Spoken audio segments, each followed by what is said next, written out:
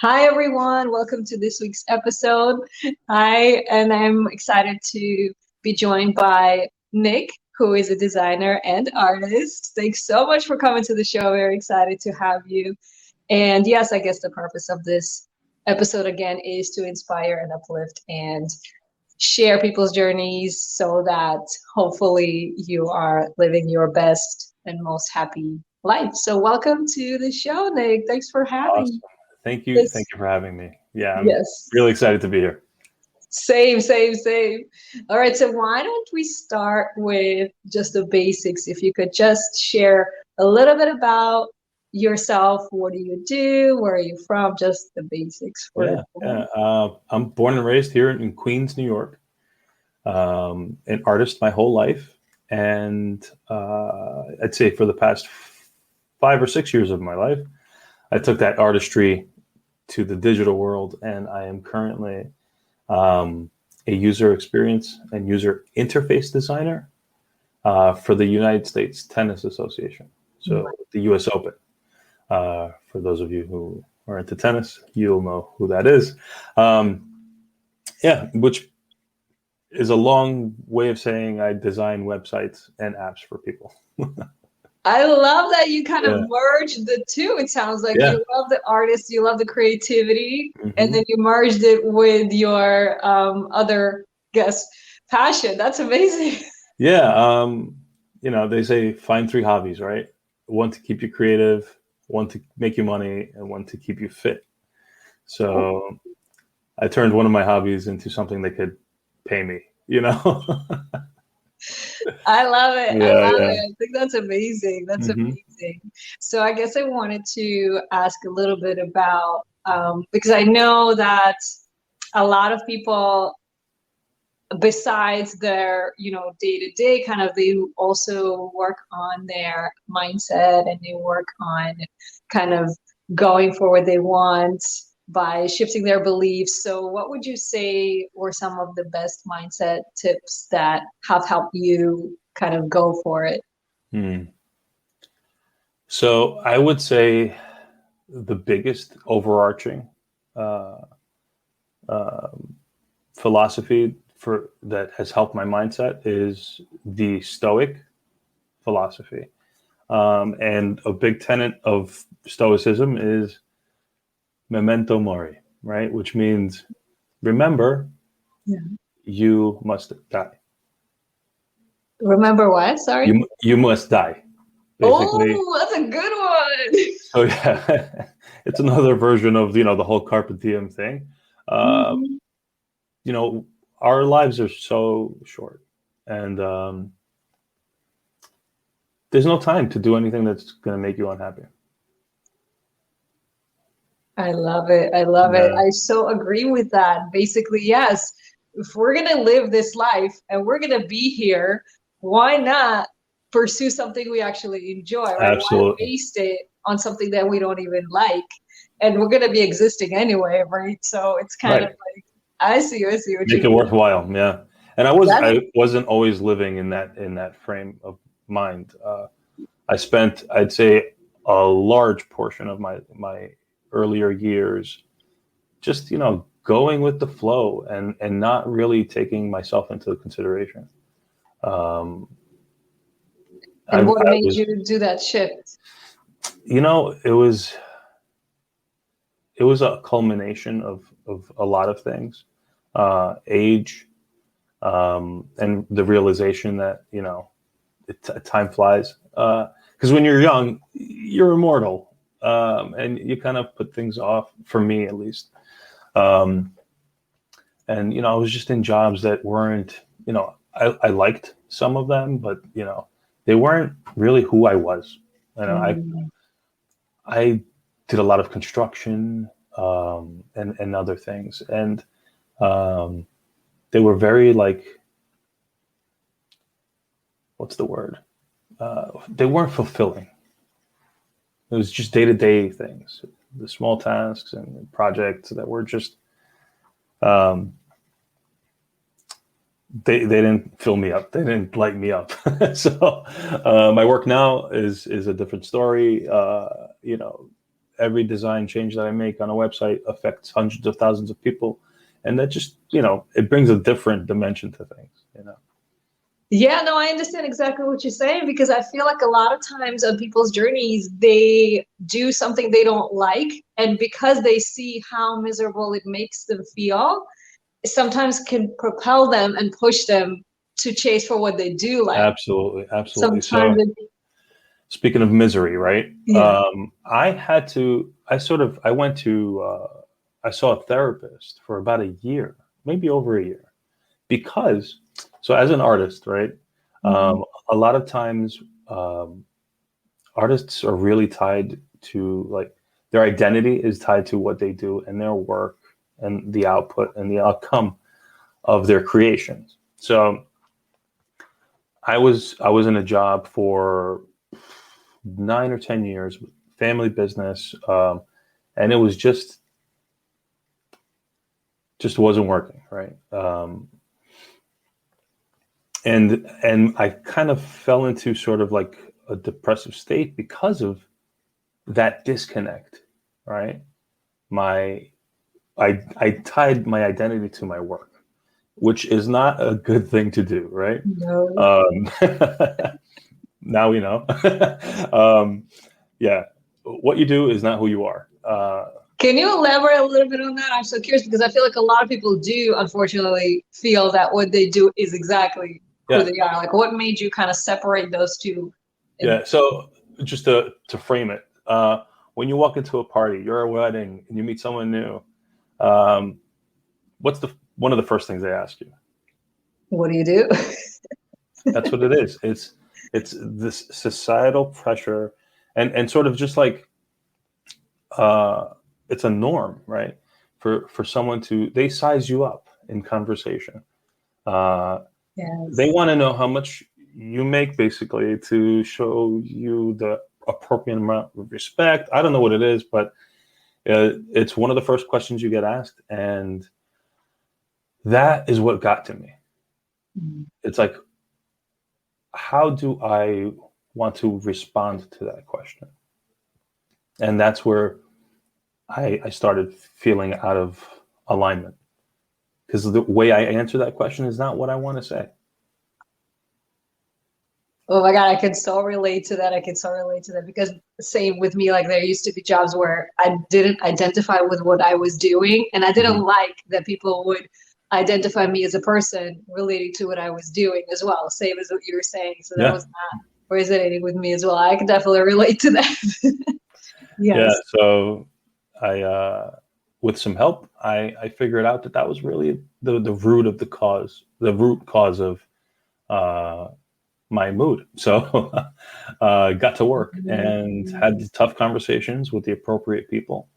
I was still working and going to school at night in my kitchen counter, just to be able to have some sort of certification in the work I wanted to do. And that's it. I submitted about 70 different applications and landed a job eventually. Whoa, talk about commitment. No. You know what you want and you go after it no matter what it takes. You don't stop. I love it. Absolutely. Yeah. Well, that's amazing. Thanks for sharing that. That's amazing to hear how you shifted your whole, I guess, path based on how you were feeling. You didn't like how you were feeling. You were like, this is not me. How can I shift that? You took a step forward until it brought you to where you need to be. Yeah, and that the key is in those steps, right? The small actions that we take, the day-to-day stuff. It doesn't happen overnight. You don't find. I still feel like I haven't found myself, because we're always changing, right? There was a well-known philosopher. I want to say it was Heraclitus, but he said that you can never step in the same river twice. Ooh. Right? It's because time is moving, and even though you might be in the same physical location, same physical body, the water is different. Yes. because it's always moving, right? So that's how we are. We might be the same physical body. Well, over the years it changes, but I'm not the same person I was 15 minutes ago. And so I'm in that pursuit. My advice is just try to stay authentic to who you are in the moment. I don't know where I was going with that, but Yeah, no, but I I went agree there. exactly. I agree exactly with what you're saying, because this is what happens, right? When we see that we're not happy, right? And we start taking the next step and the next step and the next step, it Mhm. is a journey. It's not something that's going to get fixed overnight, like Yeah, you yeah, said. It will take time. And it's really brilliant what you said is as you are going through the journey, you stay authentic to you. You yeah. don't, panic. You don't go crazy. You take one step at a time, and see where it leads you. Sometimes you don't even know where it's going to lead you, right? Absolutely, absolutely. So I love what you shared. That's Yeah, brilliant. That's yeah. brilliant. I had another question I was going to run by you. So as you were kind of going through your journey and discovering, what works for you, and you mentioned one person, who would you say are, let's say, top two people who have helped you and kind of inspired you on your journey? Yeah. Wow. So my wife was a big help. Really? Yeah, absolutely. She's the type of person who will support you in whatever you. So like I have a new idea every day. As an artist, that's Yeah, normal. it's a curse and a gift, right? Okay, okay. And she's just the type of person to like support you, like even if she doesn't think it's a good idea. She'll express that to you and say, you know what, it might not work, but she'll never say, Nick, don't do that, or like, we have so many other things to do. Why are you doing this? She's not like that, and that was the support I needed to sort of change directions in my life. Wow. She could have said, you know what, I don't think going to school is a good idea. We need this job, stability, or whatever. Where are you going? Why are you trying to change careers at 30? I was 32, 33 at the time. Yeah, so that was number one. All of my direct family members. I have a strong support system, mother, brother, everybody. Amazing. Yeah, that's it. And my son really, really put fuel behind a lot of Really? In what as way? in like, okay, Nick, you're a father now. Um, there's going to be a little person looking up to you. What example are you going to set? And that's what it was like. Did I want to tell my son that I was miserable in my job for 40, 50 years? Or do I want to tell him that even though if I may have failed, do I want to tell him that I attempted to pursue my dreams? That is amazing. I Yeah, love that. I love that. Thanks for sharing that, because I feel like that is so true. The little ones a lot of times do push you to chase and go after it because you want to be the example, right? What do you right. want to teach them? How do you want them to live their life, right? And the best way to do that is to be what you want to see in them, right? If you're not doing it, why would they want to go for it, right? So that's huge. That's huge kind of motivation. I agree with. And your wife, that is, how important would you say that was for you to have your family It support? was it was the foundation of what I needed.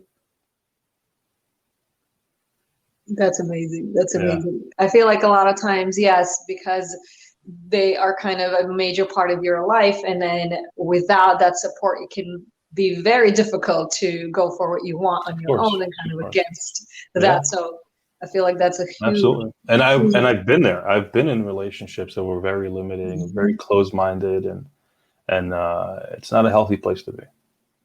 Wow, that's crazy. You've been in a relationship where they didn't support your journey at all?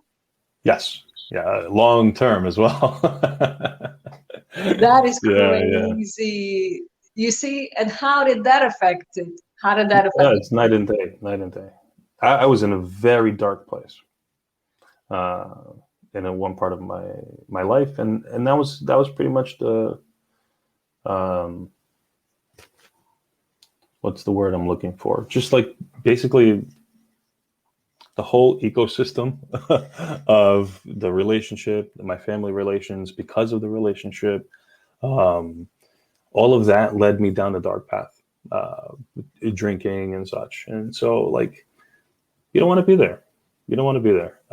Find the support you need, and if the relationship doesn't work, I would suggest moving along. You know? Yeah, I was gonna say, what Yeah. would you share with people who are in a relationship where unfortunately Mhm. they're not supported? And I love what Yeah. you're saying. I obviously don't end the relationship immediately if it's not unhealthy in other ways, and you just need that extra support. There's ways to go about it, like having that conversation, um, and just expressing your desires and your boundaries, right? And like non-negotiable things, like, listen, this is what I want out of my life, and I need you to be there for me, just the way I am for you, or whatever the uh, there doesn't have to be a back and forth, but like, this is what I need, and this is what my life is going to look like, and I would like for you to be a part of it. But if not, if you can't handle that, then we're going to need some space, or whatever the conversation looks like. Yeah. Yeah, I Yeah, feel like that's a yeah, good message to share. Basically, you're stating, because I feel like one of the major, blocks to that kind of thing is lack of communication, right? Sometimes the partner doesn't realize how much you need that, how much happiness that will bring to you, right? So sometimes, articulating that clearly, saying, this is what I would need, this is what will make me happy. I just want to state that, and what do you think about that, and see how they react. And I would go with what you're saying. If you're sharing something with a partner saying this is going to make you really happy, and they're kind of not on the same path as you, they're not seeing the same thing that you are, hmm I would see that as absolutely, a red flag. I would see that as a red flag, because I feel huge flag. Like, what is a relationship, right? You're there for mutual support, and if you're not getting that, then like, that's foundational stuff, that is Yeah. so true. Look at how your life has shifted, having a new partner in your life who does support you, and how much that has catapulted you into a much happier life, right? Look at the difference. 100%. Okay, now I'm curious, how did you and your wife meet, and what was it that you saw in her that made you kind of think that this might be a different relationship? So we actually just met through mutual friends. My best friend was dating her best friend at the time. They're also married now. Amazing. Yeah, yeah. And the initial, it was just like this spark of life that I saw in her. High energy, and just a fun-loving person. So that was just the initial spark, I guess. But then it just grew into this just you know great friendship, and which led to the foundation of what we call our home today. You know? Yeah, I feel like a lot of times friendship is one of the biggest kind of keys in the long-term kind of relationship lasting kind of thing. I feel like that's definitely one of them. And then would you say that you felt a little bit of a different interaction with her in terms of support? Did she show you that earlier on? Yeah, yeah. Just a very easy go. I'm an easygoing person, and so is she. So it just that helps a lot. Um, and clear communication. That's all it takes. An open mind and crystal clear communication. Crystal. Absolutely, absolutely. I'm curious now, how does that happen? Like, do you guys have to set up a specific time during the week where you check in with each other, or it just kind of flows automatically? So we do that. We You we do? You actually check in? we have more of it's more of a scheduling thing. What we like to do is when we're able to. We're not that busy, but on Sundays, Sunday evening, we like to get together and sync our calendars, right? That's important. That's important. Absolutely. So we have a family sort of Gmail account where we keep like important documents in Drive, share, bills come to the same email and things like that. But we use the calendar function heavily because, I'm now working from home, especially. Um, it's we have the kid, and we just need to know what's happening in each other's schedule. She has, meetings as well with work and everything. So to prevent the "I thought I told you" moments, Yes. yeah, it's just a communication exercise that we sit together and we plan out our week. And we say, you know what? Hey, Wednesday from 10 to 11, I have a call. Can you watch PD? So it's just little things like that um, just like prevent friction, which in the long term can be detrimental. That's Yeah. amazing. That's amazing. I feel like that's important. Yeah, like you said, if you take one day a week, whatever it is, an hour, Mhm. whatever it is, and kind of synchronize your schedules and talk about whatever your expectations are and needs are for the week and kind of just make sure you're on the same page, that starts off the week on a different level, right? Instead of just Absolutely. guessing, oh, we'll see how Yeah, the yeah, day yeah, goes. yeah, yeah. Thank you. And then another question I was going to ask was, um, what were some of the, I guess, highest points on your journey? Because we talked about the lowest points. What were some of Hmm. the highest points during your life or your career or your journey that, and what Yeah. did you learn from The high points. It was like the day I got the job at the USTA was amazing for me. I got the good news, and it was just like this a page, a turn of the next chapter, I guess. And then there's like the small wins throughout in my career. When you know we get praised for our work at the association, because I'm on a small, we're a 2-person team for the entire country. So um, we're also like a newer team in an old organization. So we're bringing new ideas and new concepts to the table, and it's hard to sort of get buy-in sometimes from older organizations, but they've accepted us with arms wide open. And when we hit the small, like these markers, with like increased engagement and lower bounce rates from websites, or even some of our USTA sections joining back to USTA.com, they're huge accomplishments for a small team like that. So,